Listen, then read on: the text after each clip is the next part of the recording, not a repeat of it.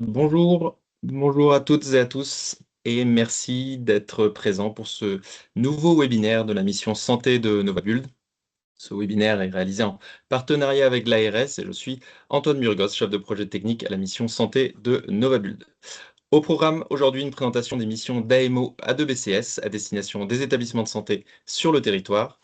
Je commencerai par une courte introduction pour présenter Novabuld, sa mission santé, ainsi qu'un rappel du contenu des missions A2BCS. Je passerai ensuite la parole à François Le Guilcher de l'ARS, qui nous rappellera le contexte de l'ARS dans lequel ces missions s'inscrivent. Et puis nous vous proposons deux retours d'expérience concrets de missions A2BCS. Un premier retour d'expérience mené auprès d'un établissement de Vendée qui nous sera présenté par Elisa Massé du cabinet Étamine. Alors à savoir que suite à l'impondérable, Elisa ne pouvait pas être présente, mais qu'on a bien une vidéo de son enregistrement de son intervention. On vous proposera de diffuser. Et puis ce sera le tour du cabinet Alterea de nous présenter un retour d'expérience très récent sur le centre hospitalier de Léon-Aubance, centre hospitalier dont la directrice Madame Robuchon nous rejoindra ensuite pour nous détailler le projet et la démarche dans laquelle il s'inscrit. Enfin, nous terminerons par un temps de questions-réponses, donc n'hésitez pas à poser vos questions tout au long du webinaire et nous essaierons d'y répondre à un maximum. Pour les questions destinées à Elisa du cabinet Étamine, elles sont également les bienvenues puisque nous pourrons lui transmettre les questions et vous faire parvenir ses réponses dans un second temps. Donc Novabuld, nous sommes une association qui fédère et mobilise les professionnels en vue d'un changement des mentalités et des pratiques. On s'adresse aux acteurs de la construction, de l'immobilier et de l'aménagement en Pays de la Loire pour les amener à intégrer dans leurs ouvrages, leur vision, leur fonctionnement, les enjeux climatiques et de préservation de la biodiversité et des ressources. Nos actions reposent sur 4 actions principales. Une action de centralisation des ressources, notamment via notre site internet qui est un centre de ressources, des actions de mise en réseau, d'appui à l'innovation et d'accompagnement aux nouvelles pratiques. Depuis 2024, Novabuld travaille en partenariat avec l'ARS de la région Pays de la Loire au travers d'une mission santé qui comporte 2 personnes, donc moi et puis Louise, qui sera aujourd'hui en back-office sur ce webinaire. Cette mission, elle est déployée autour de 2 actions principales. Hop. Une première action autour de la santé environnementale qui nous concerne peut-être un petit peu moins aujourd'hui, même si on en parlera. Une action qui concerne donc la sensibilisation aux thématiques de santé environnementale sur le territoire. Elle concerne cette action en particulier la qualité de l'air intérieur avec le déploiement de la démarche ERCRA dont nous reparlerons un petit peu. Et puis une seconde action qui a pour objectif d'accompagner les acteurs de la santé sur le champ du bâtiment durable. Cette action elle a pour objectif de construire une meilleure interconnaissance et un meilleur fonctionnement entre les établissements de santé, donc de la santé médico-sociale, et puis les acteurs de la construction durable dans le cadre des projets immobiliers. Et c'est notamment dans ce cadre que les missions A2BCS s'inscrivent. Donc A2BCS, ce sont 5 thématiques qui sont proposées ici comme segmentation de la qualité environnementale sur les projets immobiliers, afin que ceux-ci puissent répondre aux enjeux environnementaux actuels, mais aussi futurs.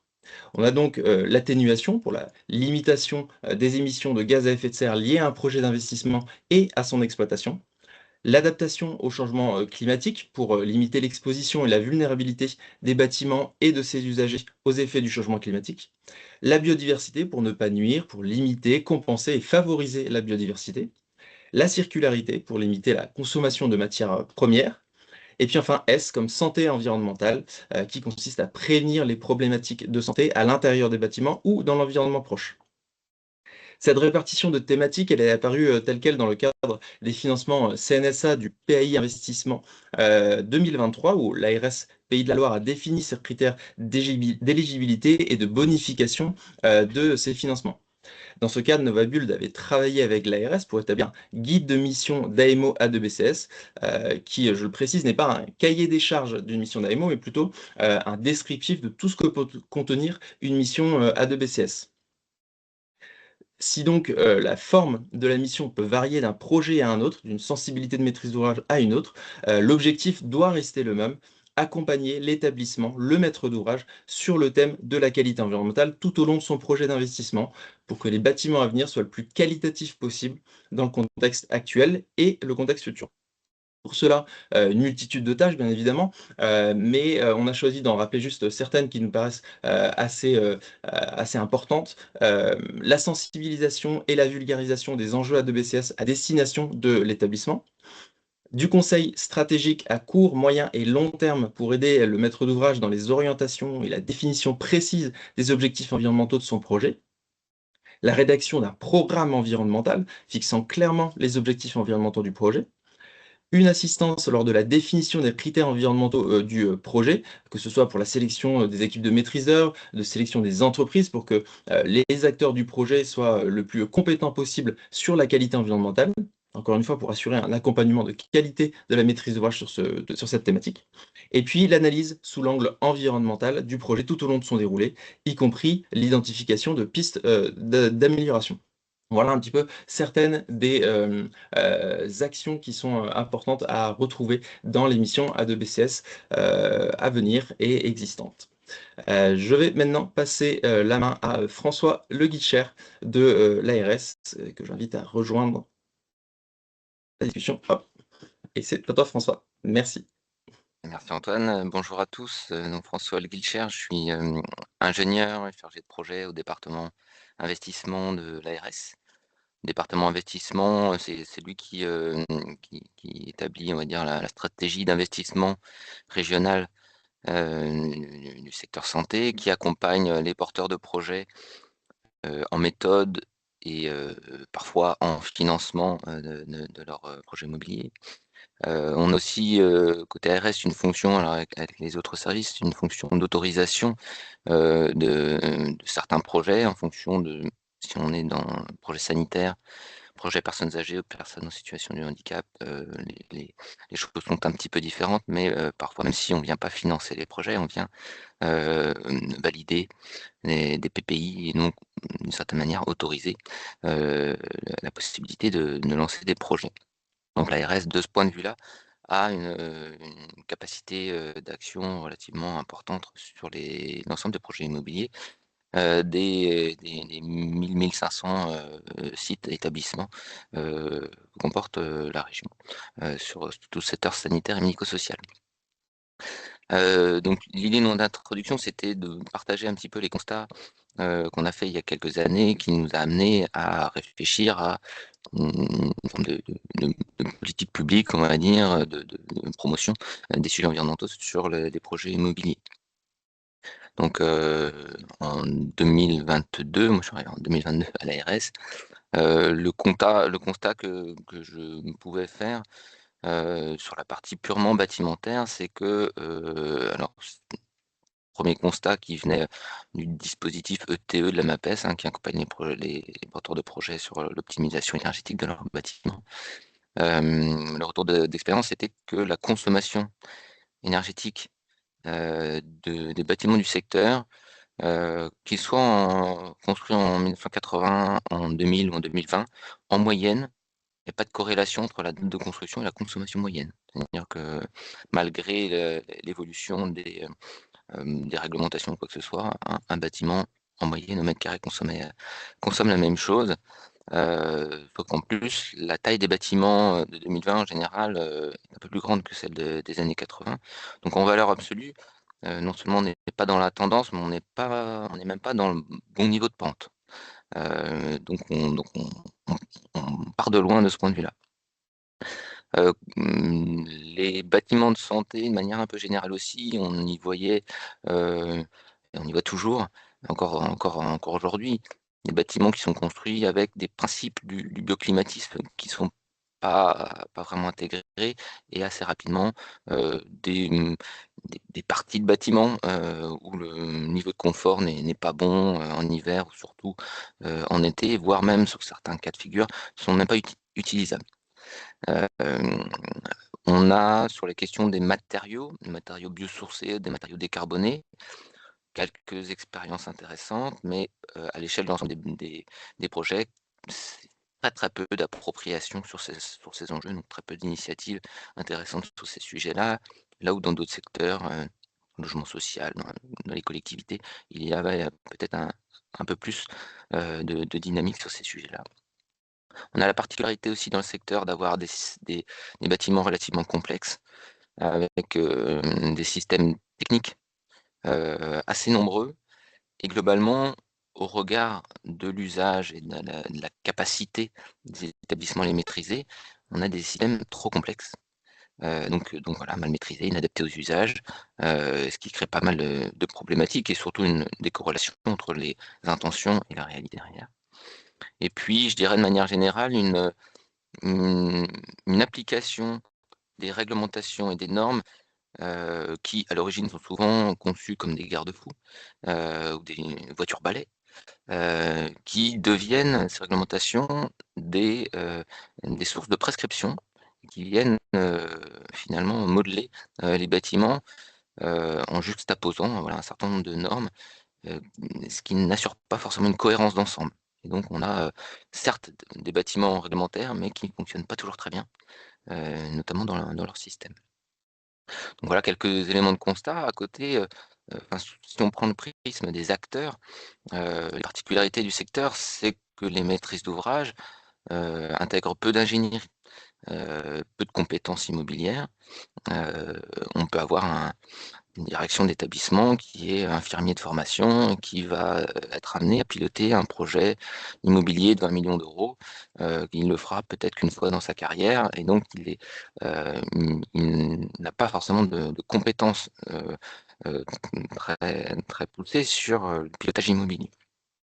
Donc il y a très souvent un recours, à des programmistes, à des AMO, pour la conduite et le montage des opérations. Le constat qu'on peut faire vis-à-vis des programmistes, c'est peut-être qu'il n'y a pas forcément de promotion spécifique des enjeux environnementaux ou il y en a, mais souvent sans finalement de compétences spécialisées sur le sujet, ce qui peut même parfois amener à être contre-productif. Je ne fais pas une généralité, mais en tout cas, c'est ce qu'on voit. De ce côté maîtrise d'œuvre, il y a une certaine hétérogénéité, hein, de ce que le constat en tout cas moi que je peux faire. Mais globalement, on peut dire que les, établissements, heu, qui ont beaucoup de références, sur les sujets, hem, médico-sociaux, par exemple, sur les projets médico-sociaux, sont pas forcément ceux qui ont beaucoup de références intéressantes sur les sujets environnementaux. Et donc il y a un enjeu à trouver, des moyens de faire converger, on va dire, tant l'expérience et l'expertise, heu, des spécificités du monde médico-social et sanitaire, avec, ces compétences sur les sujets environnementaux. Et globalement, en tout cas, les maîtrises d'œuvre, peu force de proposition sur les sujets environnementaux. Et puis, si on se regarde nous-mêmes, côté ARS, heu, jusqu'à il y a peu, heu, l'ARS ne s'intéressait pas au sujet, donc n'était pas force d'incitation ou, structurante, en tout cas sur ces sujets-là. Et puis si je prends le prisme du processus immobilier pour, terminer un petit peu ces constats-là, ce qu'on peut voir et ce qu'on voit encore, hein, assez régulièrement, ce sont des programmes de construction qui sont trop flous, pas assez engageants, avec des intentions, mais pas forcément d'objectifs très opposables, sur les sujets environnementaux. Ce qui amène, très souvent à, une incompréhension, en tout cas de l'équipe de maîtrise d'œuvre sur les intentions, et éventuellement, et même régulièrement, à une, dégradation de ces objectifs ou de ces intentions de départ, qu'on voit disparaître au fur et à mesure de la conception. On peut aussi voir au stade des concours de maîtrise d'œuvre, des critères de concours de maîtrise d'œuvre qui ne favorisent pas, les équipes compétentes sur les enjeux environnementaux. C'est pas si simple que ça, mais en général, en tout cas, la question est trop peu abordée, pour qu'elle ait un impact sur la sélection de maîtrise d'œuvre. On a dans les phases de conception, c'est un peu ce que je disais tout à l'heure, une décorrélation entre la théorie de la conception et le fonctionnement réel des systèmes et des capacités des établissements à les utiliser. Donc là aussi, il y a quelque chose à creuser, et notamment sur la valorisation des retours d'expérience, qu'ils soient bons ou qu'ils soient mauvais, pour que les maîtres d'œuvre, quels qu'ils soient au sein de l'équipe, heu, aient peut-être, plus de retours et une meilleure conscience, de ce qui fonctionne et ce qui fonctionne pas. Et un dernier point qui est le processus de réception, des ouvrages, heu, qui, à l'issue, de plusieurs années d'études de faisabilité, de programmation, de conception, de travaux, est un processus qui, de notre point de vue est fait souvent trop rapidement, heu et qui laisse passer, tout un tas de choses que les établissements traînent pendant des années derrière parce que les réceptions n'ont pas été faites correctement.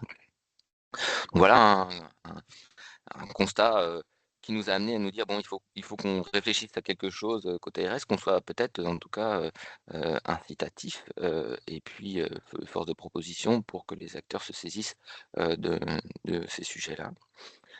Donc en 2023, avec la complicité de Novabuild, on a donc, rédigé ce guide de mission à 2 BCS dont Antoine a dit quelques mots, heu, qui vient intégrer en tout cas, l'esprit de, ce qu'il faudrait faire pour éviter, les écueils que je viens de citer. En tout cas, c'était, notre intention.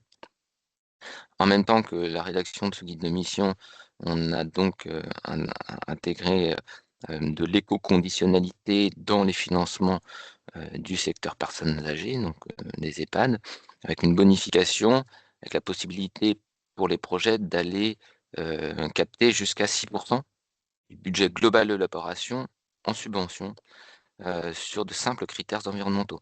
On donne des subventions par ailleurs, mais en tout cas, il y en a une partie qui est purement dédiée, heu, sachant que voilà, 6 de projets à 15, 20, 30 millions d'euros en fonction des projets, ça commence à être, pas du tout négligeable, on va dire et ça commence à représenter en tout cas des montants, qui puissent justifier des ambitions, particulières.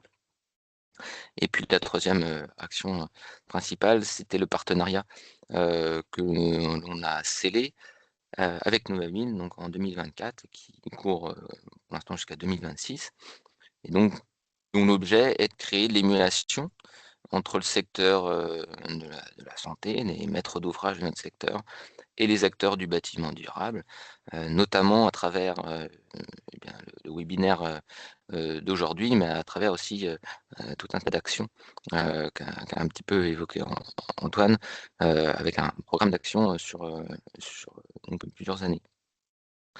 Ce guide, ces éco-conditionnalités, ces bonifications et ce partenariat, ont déjà donné lieu à un certain nombre d'expérimentations.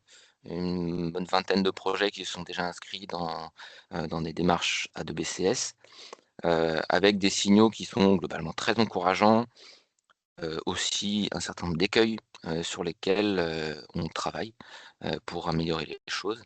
Mais je dirais en résumé, de notre point de vue en tout cas, l'idée de tout ça, c'était d'avoir une forme de démarche qualité, pour que les enjeux environnementaux soient bien cernés dès le départ, bien, bien écrits, bien définis, bien objectivés et que cette démarche qualité rende possible le fait qu'on atteigne simplement ces objectifs, même si ces objectifs ne sont pas forcément, heu complètement innovants ou mirobolants, ne serait-ce qu'aujourd'hui de se fixer de bons objectifs et de réussir à les atteindre réellement, c'est quelque chose qui va, évidemment dans le bon sens et qui est mieux que ce qu'on fait, en moyenne, qu'on faisait en moyenne jusqu'à maintenant. Et voilà, la dynamique est enclenchée donc je vais pouvoir passer la parole, à ce qui vous intéresse certainement le plus, c'est-à-dire au retour de 1er retour d'expérience. Merci beaucoup François pour ce rappel du contexte. Je vais maintenant proposer l'enregistrement de l'intervention d'Elisa Massé du cabinet Etamine pour un 1er retour d'expérience. Bonjour à toutes et tous. Donc, je vais vous présenter notre retour d'expérience sur la démarche AABCS qu'on a menée chez Etamine. Je vais d'abord vous présenter rapidement qui on est, ensuite quelles expériences on a eues sur cette démarche A2BCS et enfin un retour d'expérience plus précis sur un projet en particulier. Donc, nous sommes une société coopérative, donc un bureau d'études spécialisé en qualité environnementale du bâtiment.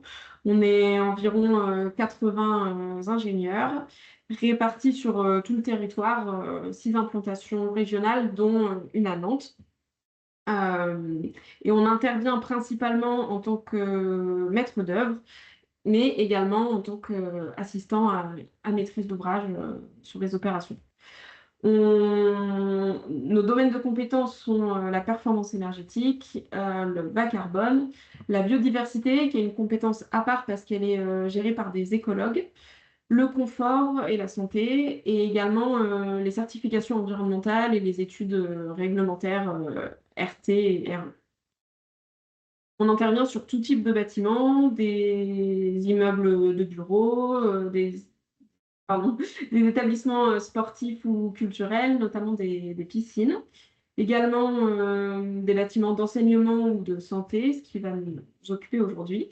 Des logements et enfin des projets plutôt d'aménagement ou grands projets type quartier mixte, etc.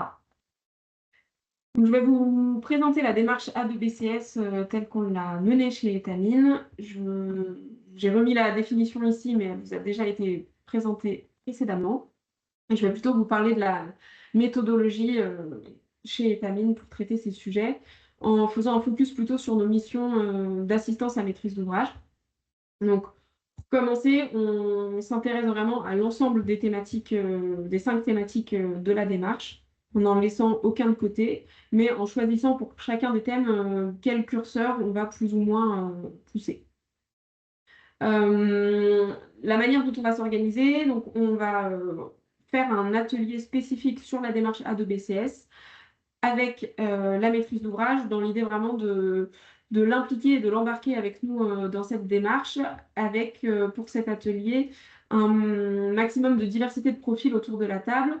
Les personnes qui vont être gérer le projet chez la maîtrise d'ouvrage, le projet immobilier, mais également du personnel qui travaillera dans le bâtiment, pour avoir son point de vue en tant qu'usager, également un exploitant si c'est possible, pour avoir plutôt le côté système technique, installation.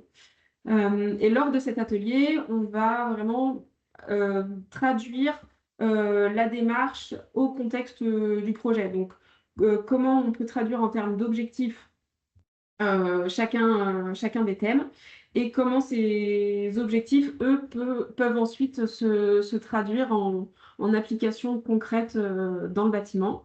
Et sur chacun des thèmes, on va proposer un panel d'objectifs et voir comment ces objectifs sont appréhendés par le maître d'ouvrage en fonction du contexte du projet, des attendus, est-ce qu'il y a des souhaits particuliers, des sensibilités ou éventuellement des craintes en fonction de retours d'expérience sur des bâtiments du patrimoine du maître d'ouvrage, pour pouvoir ensuite arbitrer conjointement en fonction des souhaits du maître d'ouvrage, mais aussi de nous, ce qu'on conseille en tant que KMO. Une fois qu'on a récolté tous ces souhaits, on rédige le programme environnemental qu'on va décliner vraiment suivant les 5 thèmes de la BCS pour pouvoir avoir des exigences thème par thème.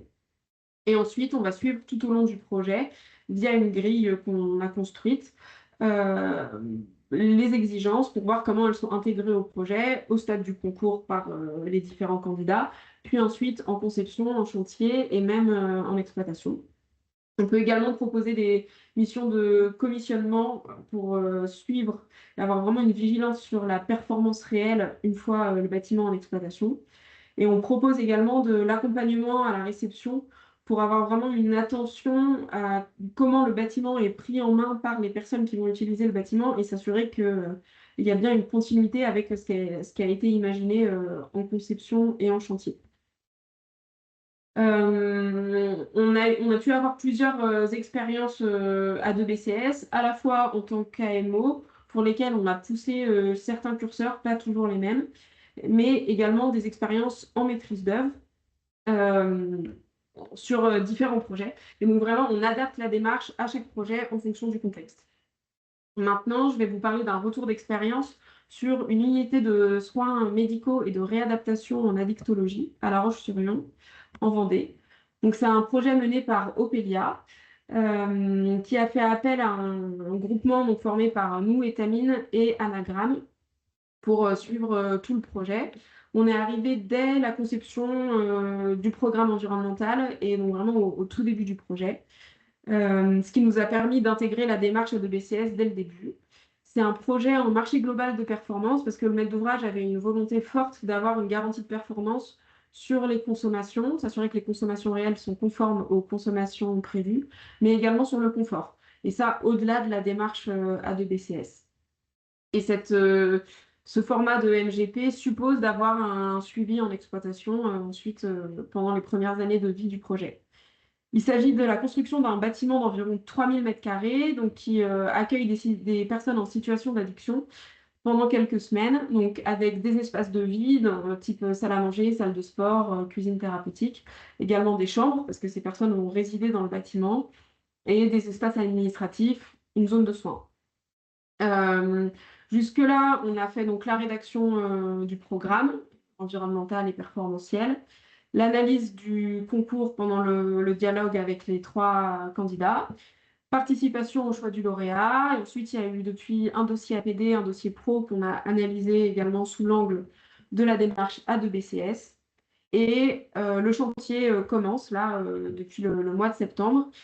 Donc, on va suivre également le chantier sous l'angle de cette démarche et ensuite la partie exploitation liée à l'engagement de performance.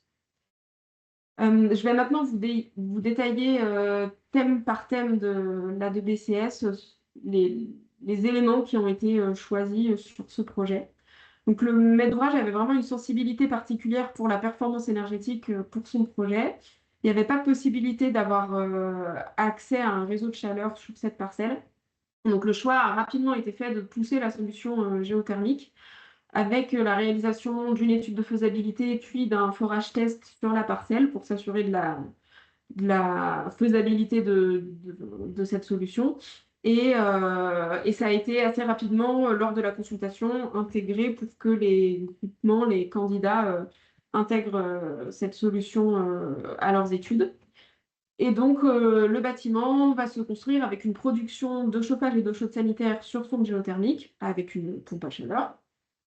En complément, l'eau chaude sanitaire est préchauffée par des panneaux solaires et il y a également des panneaux photovoltaïques pour la production d'électricité et notamment en lien avec la loi APER pour couvrir une partie de la toiture. En lien avec l'engagement de performance, on a fixé une cible de consommation pour tous les usages du bâtiment hors recharge de véhicules électriques qu'on a fixé à 130 kWh d'énergie primaire par mètre carré de surface de plancher. Le groupement a fait une proposition un peu en dessous de cette cible. Donc, elle s'engage à consommer plutôt aux alentours de 100 kWh par mètre carré. Et on aura un suivi en exploitation. Donc, le groupement est engagé pendant 5 ans sur ces consommations-là. On a également fixé des objectifs énergétiques au sens de la RT 2012, avec une réduction du besoin bioclimatique de 20%, une réduction des consommations conventionnelles de 30% et un niveau E3 pour l'énergie. On a fixé aussi un objectif d'imperméabilisation inférieur à 70%, parce qu'on vient de construire ce bâtiment sur une parcelle qui est aujourd'hui vierge de toute construction. Donc, on souhaitait que la conception puisse prévoir de conserver un maximum de pleine terre. C'est pour ça qu'on a fixé cet objectif. Et enfin, les derniers points sur ce thème sont la maîtrise de l'impact carbone du projet. Pour y arriver, on a fixé un objectif d'intégration de matériaux biosourcés de 18 kg par mètre carré de surface de plancher, ce qui correspond au niveau 1 de l'ancien label. Et pour atteindre cet objectif, le groupement nous a proposé des façades à ossature bois au R+1. C'est un bâtiment qui fait rez-de-chaussée et R+1. Donc des façades à ossature bois garnies de ouate de cellulose et avec une charpente bois sur la quasi-totalité du bâtiment. Et enfin, un niveau C1, mais réduit de 10%, donc un peu plus contraignant, sur le contributeur produits de construction et équipement. À l'époque, on ne savait pas si la RE 2020 allait être applicable à ce type de bâtiment et quand, et donc on voulait anticiper au maximum ce sujet s'il arrivait sur la table. Le deuxième sujet, c'est l'adaptation au changement climatique, qui était aussi un point important pour le maître d'ouvrage parce qu'il souhaitait le voir dans les engagements de performance du projet.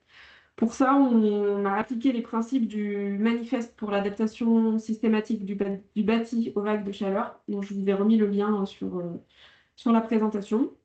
Donc, on a fixé un objectif sous le sens du confort adaptatif en fixant cet objectif pour un climat prédictif, donc avec un fichier météo à 2040 basé sur les scénarios du GIEC, avec un dépassement maximal de 0,5% pour les locaux qu'on a dit sensibles, c'est-à-dire les locaux de soins, de consultation et les hébergements, et 1% pour les autres locaux. Et pour y arriver, on a demandé à ce qu'il n'y ait pas de climatisation et que ça puisse être atteint avec des systèmes passifs, donc isolation et déphasage, également maîtriser les surfaces vitrées. Et la parcelle là, était faite de telle manière qu'on allait avoir beaucoup de façades sud et nord. Et donc, on a imposé des casquettes en façade sud pour pouvoir se protéger au maximum du soleil de manière passive, avec en complément quand même des volets roulants et des stores intérieurs en fonction des localisations. La géothermie nous permet de faire du géocooling dans le bâtiment, donc là en l'occurrence dans les chambres d'hébergement, les locaux de jour et les bureaux. Et donc on vient récupérer la fraîcheur qui est dans le sol via les sondes géothermiques, où le fluide va être aux alentours de 13 ou 15 degrés pour rafraîchir le bâtiment, mais sans refroidir, sans passer par la pompe à chaleur. Donc c'était aussi un des intérêts forts de la géothermie, c'était de pouvoir avoir du rafraîchissement par ce biais-là, sans recourir à du froid actif. Et le groupement a également proposé des brasseurs d'air dans les salons, il y en a 2 dans le bâtiment, qui, eux, n'avaient pas recours au géocooling. En complément, on a demandé dans le programme qu'il y ait un espace refuge climatisé, un peu dans la même idée que pour les EHPAD, pour le cas où il y a des vagues de chaleur vraiment importantes, pouvoir aller se réfugier dans cet espace. Et donc, c'est une salle à manger orientée au nord. Ensuite, on a un thème biodiversité avec l'intervention d'un écologue pour la rédaction du programme, mais également la relecture du projet à chaque phase, avec des espèces végétales indigènes à la région Pays de la Loire, une demande de plusieurs strates végétales, la rédaction d'un plan écologique différencié des espaces verts, donc pour pouvoir à la fois que ce soit favorable à la biodiversité, éviter les tontes trop fréquentes, les produits phytosanitaires, mais aussi que ça puisse être réfléchi en amont avec le maître d'ouvrage et avec l'écologue pour que ce soit vraiment bénéfique au projet et faisable dans l'exploitation du bâtiment. Limiter les nuisances pour la faune, demander un coefficient de biotope pour que les espaces verts en lien avec l'imitation de l'imperméabilisation soient vraiment d'une bonne qualité écologique. Et également, le maître d'ouvrage souhaitait avoir un jardin thérapeutique dans l'opération. Ensuite, on a eu le thème donc circularité qui là était un peu moins important pour le maître d'ouvrage, mais qu'on a traité quand même sous l'angle des terres excavées parce que la parcelle étant avec une forte déclivité, il y avait une réflexion à avoir pour limiter les terres excavées et également réutiliser un maximum celles qu'on doit quand même excaver. Donc il y a 72% de terres réutilisées directement sur le projet et également la demande d'une zone de réemploi sur le chantier pour récupérer les chutes et surplus de matériaux et les donner à des associations. Et enfin, le dernier thème, la santé environnementale. Un point d'attention important du maître d'ouvrage était le confort acoustique de par ses retours d'expérience d'autres établissements via la réglementation acoustique. Et donc avec des exigences sur certains locaux bien identifiés allant au-delà de la réglementation, car sensibles dans leur usage. Un traitement du confort visuel via des exigences d'autonomie lumineuse pour les chambres, les bureaux et les locaux de jour. Et enfin, la qualité de l'air intérieur. On a demandé dans le programme une ventilation double flux pour pouvoir filtrer l'air et maîtriser l'air qui rentre dans le bâtiment, mais aussi pour les questions de récupération d'énergie. Et également un sujet sur l'étiquetage sanitaire des matériaux intérieurs et la gestion du radon, parce que la Vendée est une zone à risque.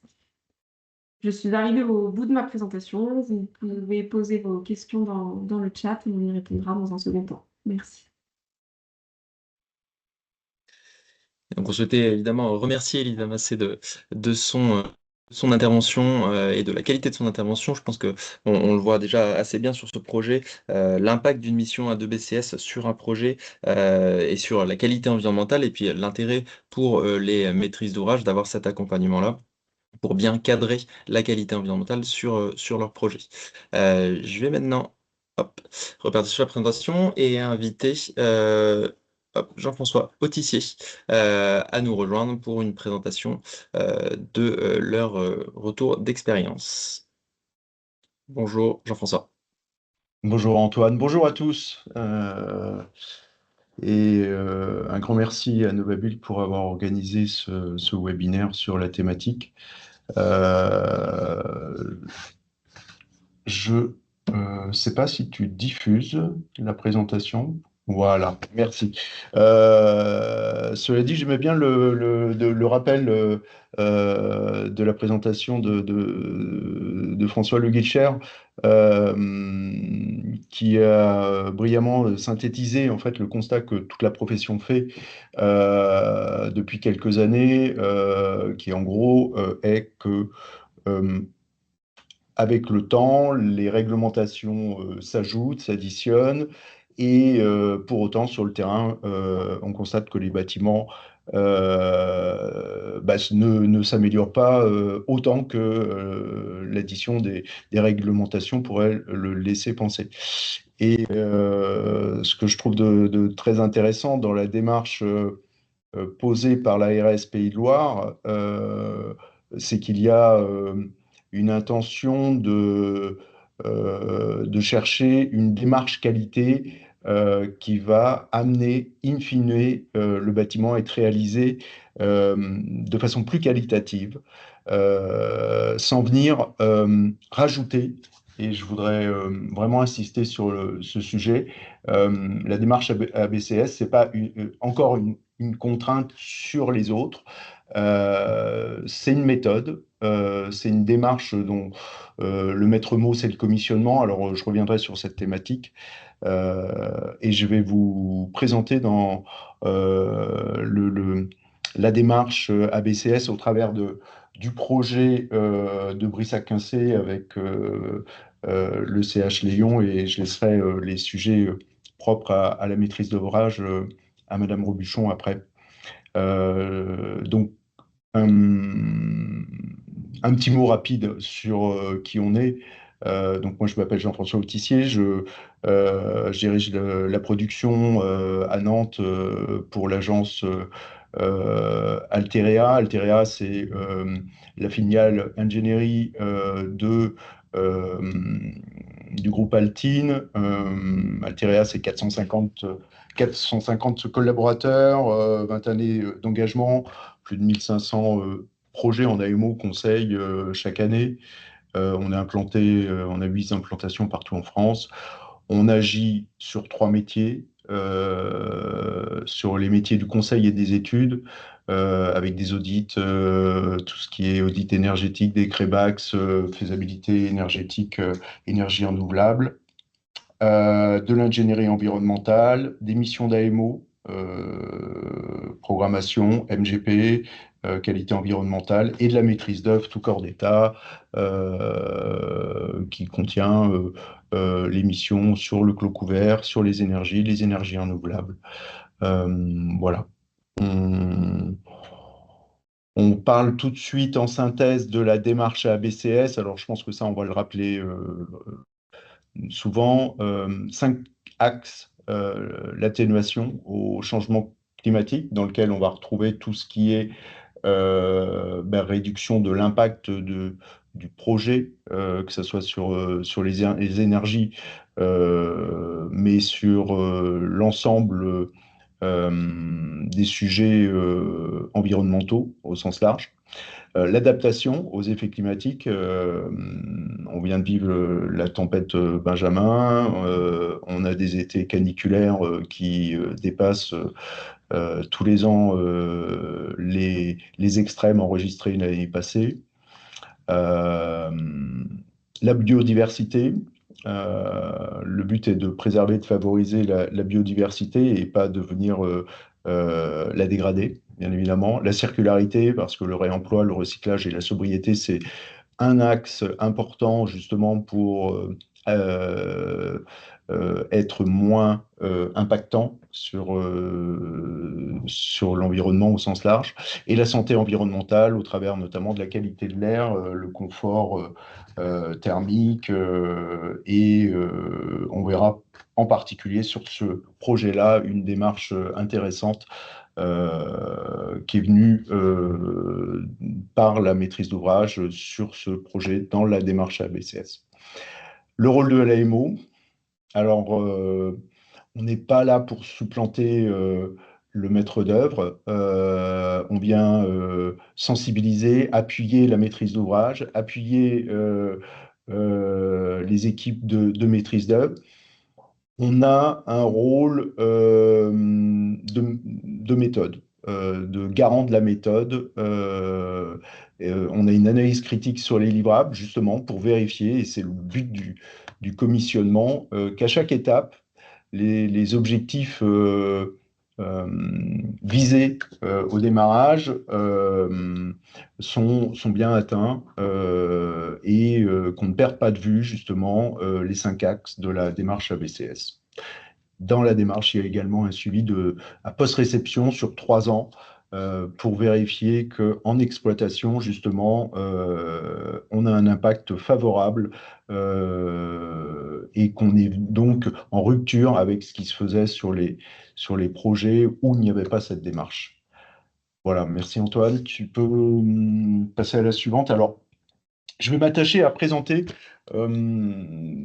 comment se déroule une mission ABCS tout au long du projet.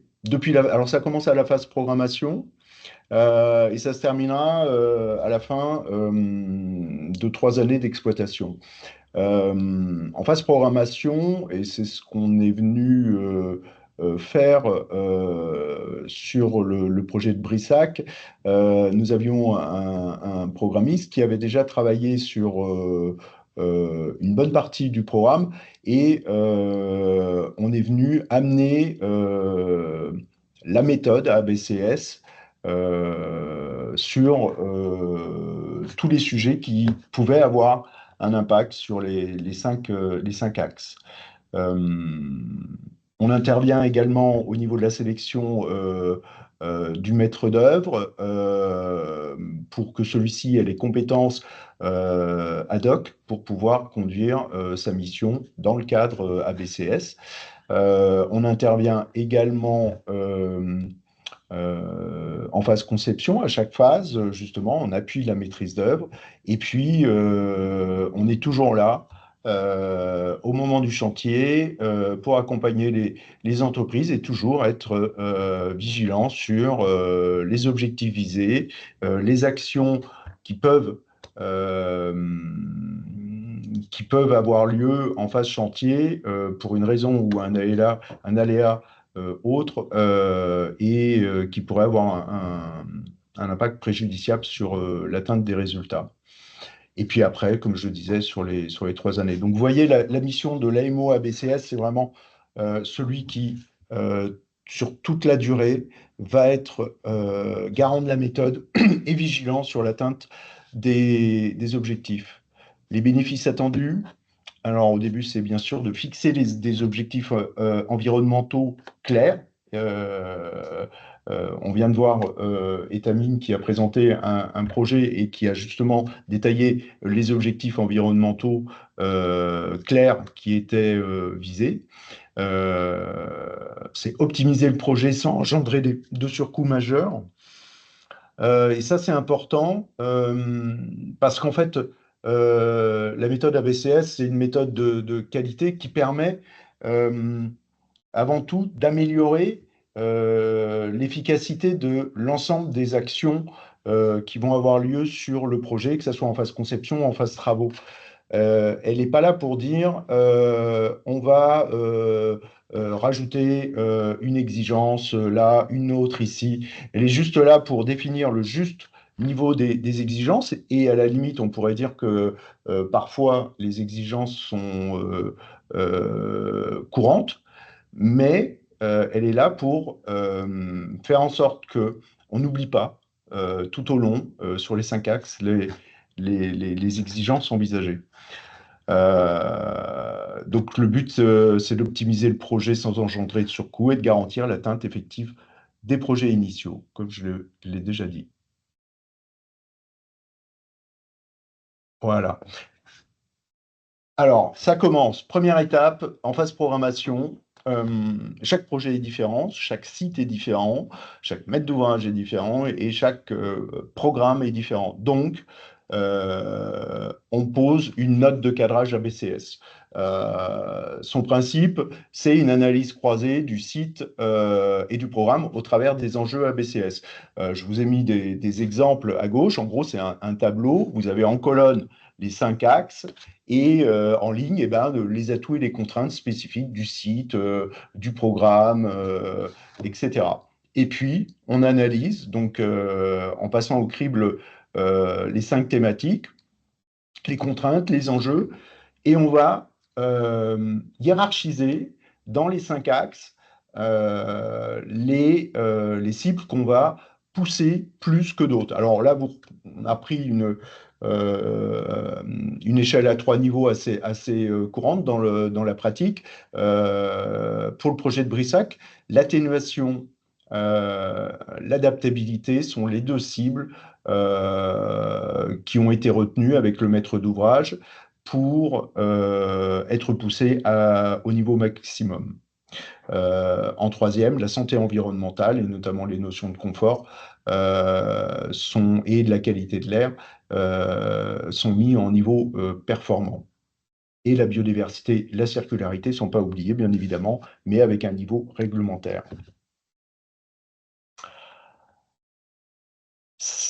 Fort du cadrage qui a été fait, on va rédiger un cahier des prescriptions environnementales qui va venir en addition du PTD, du programme technique qui a été établi, qui va venir renforcer les thématiques et guider plus précisément la maîtrise d'œuvre sur quel est l'objectif et quelle sera la façon dont il faudra l'aborder. On va voir un détail un petit peu plus loin, Antoine. Voilà, là c'est un exemple, par exemple sur le confort thermique d'été. Étamines vient d'en parler d'ailleurs, ils ont eu la même approche. Sur ce confort thermique qui est vraiment un enjeu important. Et ici, on a souhaité ancrer on va dire, dans l'actualité récente, dans le vécu récent de tous, l'évaluation du confort l'été. Donc on regarde, on a des cibles sur les modèles météo envisagés par le GIEC, mais comme ces modèles projetés nous parlent moins qu'un été récent, 2021, 2022, 2023, on fait une double approche où on se dit, et si le bâtiment avait été construit en 2022, quel aurait été le niveau de confort dans les locaux avec l'été caniculaire qu'on a connu? Et comment, avec un scénario basé sur les études des scientifiques du GIEC, il serait en 2040. Voilà. Donc vous voyez, c'est vraiment du concret. Le but de ce cahier des prescriptions environnementales, c'est de venir rentrer dans le détail de toutes les cibles.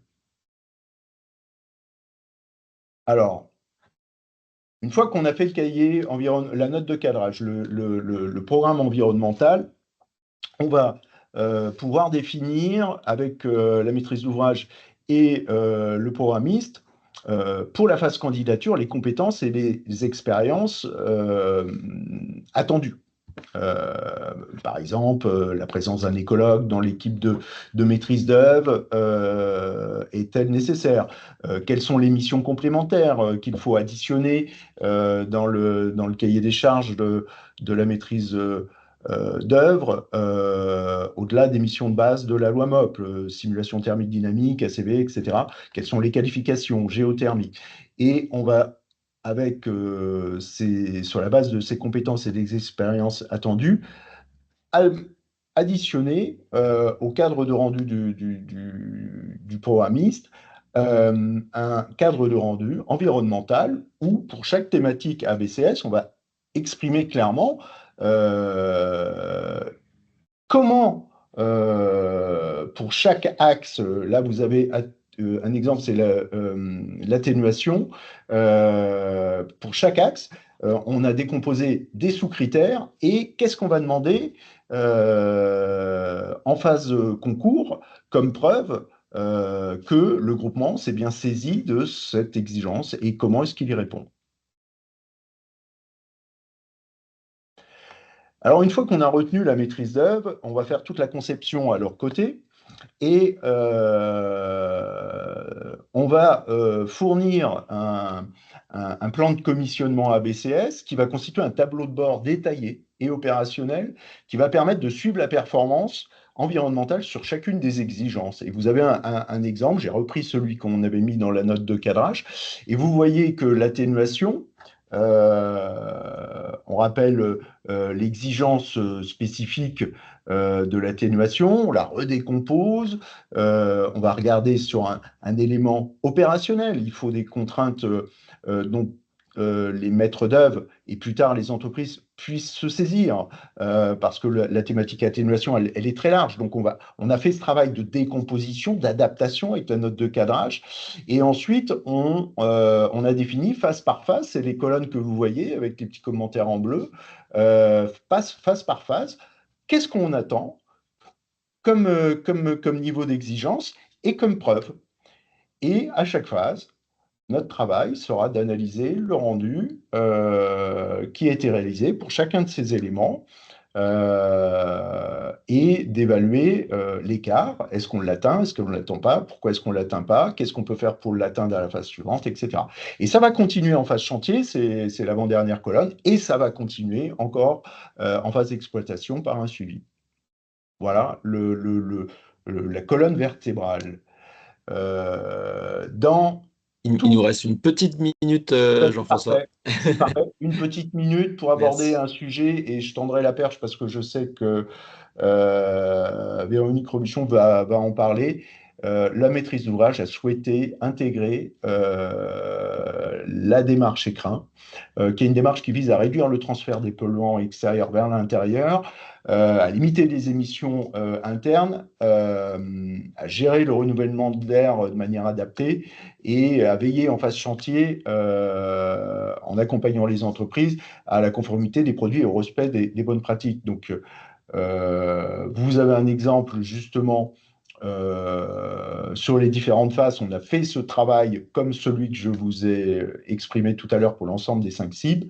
Ça vient en plus, c'est pas indispensable, c'est pas une brique qui est liée à la démarche ABCS, mais on voit bien que sur la santé environnementale, sur ce sujet-là, la maîtrise d'ouvrage a souhaité y inscrire une démarche écrin et on aurait pu le faire sur d'autres thématiques, notamment sur la biodiversité, etc. Voilà, je pense que j'ai fait le tour. Merci à Merci tous. beaucoup, Jean-François. Merci pour ces détails. On le voit bien, hein, que d'un projet à l'autre, on peut avoir des différences, des particularités, que ce soit par rapport au projet ou que ce soit par rapport à l'identité des intervenants. Donc, merci d'avoir exprimé ces petites particularités du côté d'Altera et sur ce projet en particulier. Je passe maintenant la parole à Madame Robuchon du centre hospitalier de Léon-Aubance, qui va pouvoir me donner un petit peu le contexte de la mission. Bonjour Madame Robuchon et merci d'être présente. Oui, bonjour et merci de votre invitation. Donc voilà, Véronique Robuchon, je suis directrice déléguée du centre hospitalier Léon-Aubance. Et donc ma présence aujourd'hui, c'est pour témoigner, bon, on en est en tout début du projet, justement de l'intégration de la démarche AABCS dans notre futur projet immobilier. Donc, pour le PowerPoint, voilà, je vous remercie. Donc, juste recontextualiser dans le cadre du Ségur de la santé, notamment pour l'investissement, et parce qu'on est en projet depuis plusieurs années par rapport à la vétusté des installations et du bâtimentaire. L'établissement s'est donc engagé dans une réflexion pour un projet architectural un peu d'envergure pour nous. On a 4 sites géographiques, aujourd'hui 211 lits d'EHPAD, avec une vétusté vraiment des bâtiments, des installations, de nombreuses chambres doubles, des non-conformités. Donc il fallait qu'on passe à une étape de vraiment de projet architectural avec une diminution de 4 sites. Donc, j'en ai mis le détail ici à 2 sites à l'horizon 2032. C'est donc un projet immobilier en 2 étapes. La première étape, donc, c'est celle qui a été évoquée par Monsieur Autissier, qui est une construction neuve de notre établissement de Brissac-Quincé sur un même site. Là, à l'horizon plutôt 2030 pour 110 lits. Et puis après, ce sera une réhabilitation à suivre du site de Martigny-Briand pour une construction neuve en partie et réhabilitation pour le reste du bâtiment. Alors, en lien avec les orientations de notre projet d'établissement, le maître d'ouvrage, en effet, voulait vraiment intégrer les dimensions du développement durable et de la décarbonation, tout en veillant, bien sûr, à rentrer dans une soutenabilité financière pour ces investissements. Et en 2022, déjà, on a été accompagné par la MAPES dans toute cette démarche de développement durable, démarche RSE et décarbonation. Et c'est ensuite, au fur et à mesure de nos réflexions, dans la démarche projet pour notre projet d'aide à l'investissement où on a déposé notre dossier en août 2024, toutes ces réflexions ont été faites au fur et à mesure de l'accompagnement qu'on a bénéficié à travers la MAPES, qui nous a accompagnés pour le soutien méthodologique et l'ingénierie du projet. L'ARS et le conseil départemental avec lesquels on a beaucoup dialogué, on a clarifié nos besoins. Il y a eu cette ouverture aussi vers la démarche AABCS, la société Acoba, qui a été notre accompagnateur pour la faisabilité du projet. Puis après, on s'est accompagné d'un bureau autre pour maqueter notre projection RH et puis pour la soutenabilité de notre trajectoire financière par le cabinet EY. En termes de reconstruction de l'EHPAD de Brissac, puisque ça va être le premier projet architectural qui aboutira, on souhaitait vraiment entrer dans un objectif d'exemplarité environnementale et énergétique. Là, on part en plus sur une construction neuve. Donc, il y avait voilà, une réflexion à entreprendre. Dans le cadre des financements de la CNSA pour le PAI Investissement, en voulant se projeter justement dans une démarche plus vertueuse sur le plan environnemental, on a pu prétendre bien sûr aux critères d'éligibilité et puis de bonification en s'inscrivant dans cette démarche ABCS. Donc, je ne rentre pas dans le détail puisque vous l'avez hautement présenté sur les 5 dimensions. Atténuation, adaptation, biodiversité, circularité et santé environnementale. Et donc, c'est le cabinet Alterea qui a été retenu pour accompagner l'établissement dans ces 2 opérations de travaux sur ces sujets liés aux thématiques.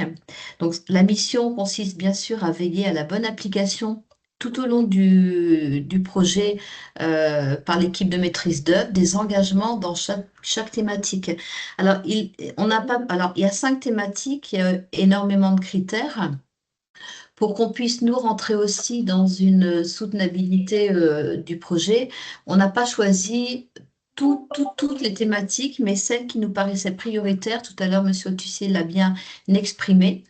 Et la mission donc à BCS a débuté au stade du PTD pour nous et se terminera après la réception de travaux avec cette démarche de commissionnement qui a été citée, qui est importante, c'est de vérifier tout au long du projet que l'équipe de maîtrise d'œuvre respecte bien les attendus autour de ces cinq critères.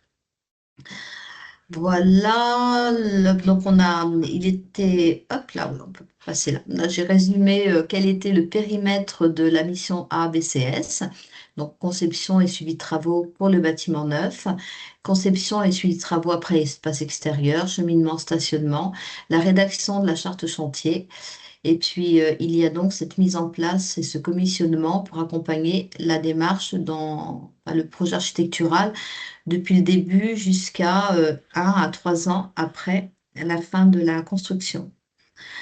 Alors, dans le cadre également de la santé environnementale, donc le 5e point de la démarche ABCS, l'établissement s'est engagé donc à mettre en œuvre la démarche écrin. Donc, comme il a été indiqué, c'est une démarche, enfin c'est un point parmi les 5 critères de la démarche ABCS que nous, on a souhaité s'engager. Cette démarche, elle est portée en effet par Novabune en partenariat avec l'ARS pour intégrer la qualité de l'air intérieur dans la construction. Alors, ce qui nous a fait vouloir rentrer dans ces démarches, bon alors, on a bien sûr, là on part sur une construction neuve, mais n'oublions pas l'établissement dans lequel, à Martigny-Briand, on devra restructurer et continuer à évoluer. À travers des bâtiments vieillissants, humides, on a eu et on a encore des aléas irréguliers d'infiltration d'eau, des moisissures. Et en termes de qualité de l'air, bah, ça pose beaucoup, beaucoup de questions. On a eu, alors là, sur le site actuel de Brissac, des zones radon qu'on a solutionnées avec, en mettant en place des moyens, mais on a également, en termes de qualité de l'air, des soucis, des aléas. On se rend compte aussi à travers nos vieilles constructions, peintures, mobilier, présence de polluants parfois non détectables. Puis après, dans notre sensibilité et la démarche dans lesquelles on est rentré, RSE et décarbonation, on est aussi sensibilisé à l'évolution des gaz à effet de serre et on est assez prudent dans tant une construction neuve des matériaux qui seront utilisés que dans une réhabilitation.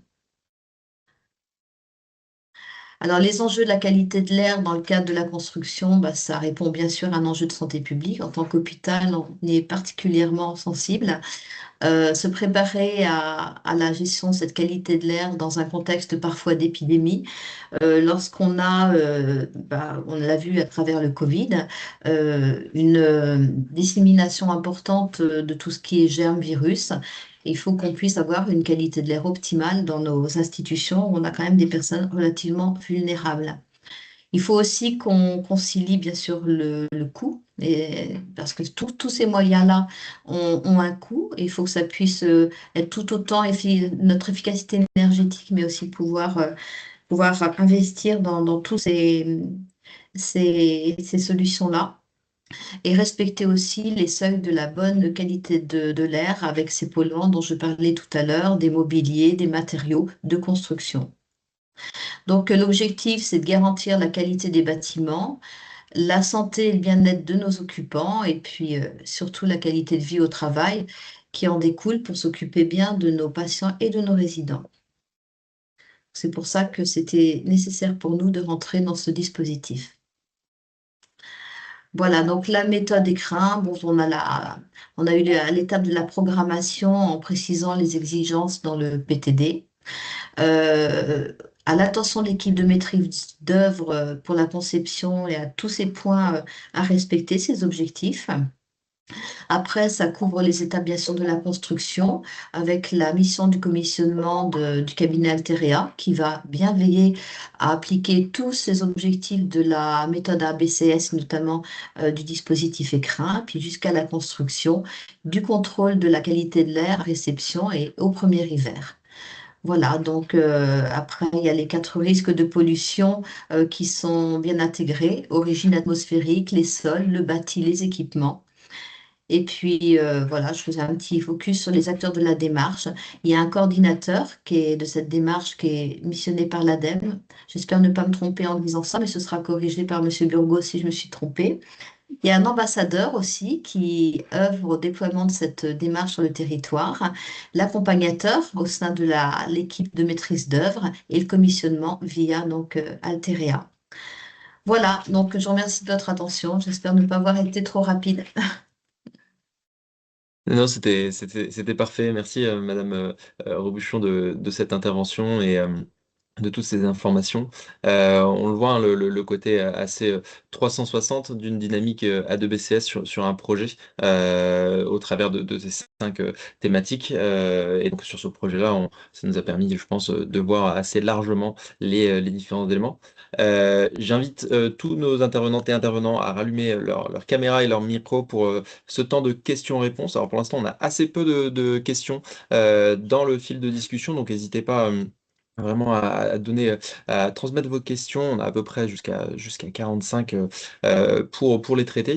Une première question qui a été quand même en partie répondue par quelqu'un dans le chat, et je remercie puisque je reconnais une adhérente de Nova Build. Je remercie cette réponse-là, mais je voulais peut-être, c'était une question aussi peut-être à destination des intervenants et des intervenantes, euh, la partie commissionnement. Alors, je voulais juste préciser en amont que le commissionnement n'est pas une obligation dans le cadre de la démarche A2BCS.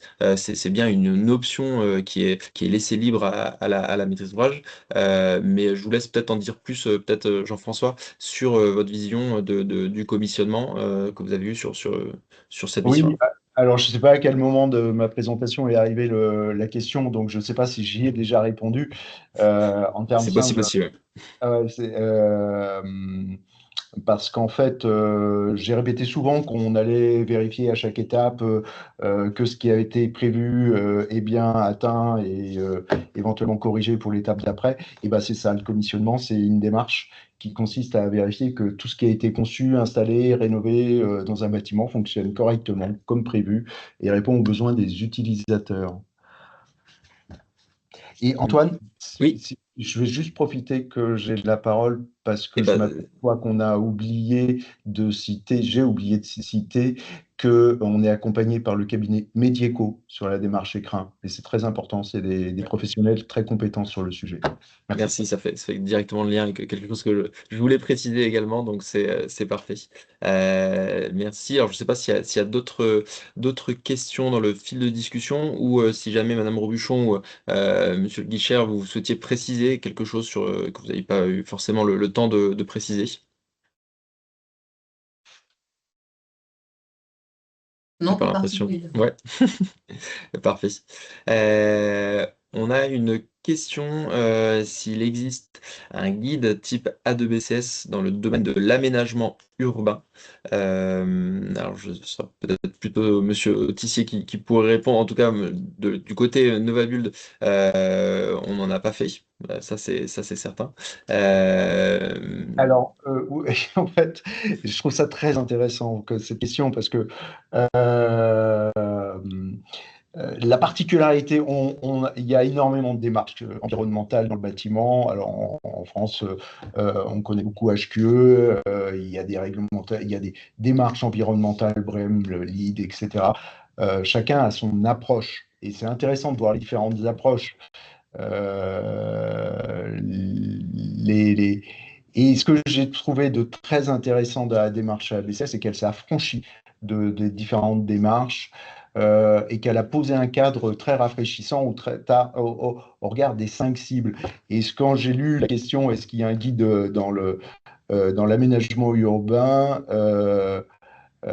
bah oui, ça pourrait être intéressant, très intéressant que l'aménagement urbain ait la même démarche sur les différents axes AABCS. mm, mm. Et j'en profite pour remercier Louise qui est en back-office sur ce webinaire, qui vous a partagé dans le fil de discussion le guide Isadora pour l'intégration, alors plutôt du S de A2BCS, mais pour l'intégration de la santé environnementale dans l'aménagement urbain. Un guide qui est connu et reconnu sur ce domaine-là, donc n'hésitez pas à le consulter. Une question peut-être plus pour François Guilcher, une question de combien d'expériences similaires sur la région Pays de la Loire avez-vous pu enregistrer côté ARS? Je ne tiens pas une comptabilité, mais j'aurais dit une petite vingtaine, avec des dynamiques différentes quand même, hein, puisque entre celles qui ont été lancées en 2023 et celles qui se lancent aujourd'hui, il y a déjà eu un peu de retour d'expérience. Il faut dire aussi que les premières expériences qui ont été lancées se sont faites alors que les acteurs, différents acteurs n'étaient pas trop au courant, que ce soit les maîtres d'ouvrage ou que ce soit les cabinets susceptibles de répondre à ce type de mission.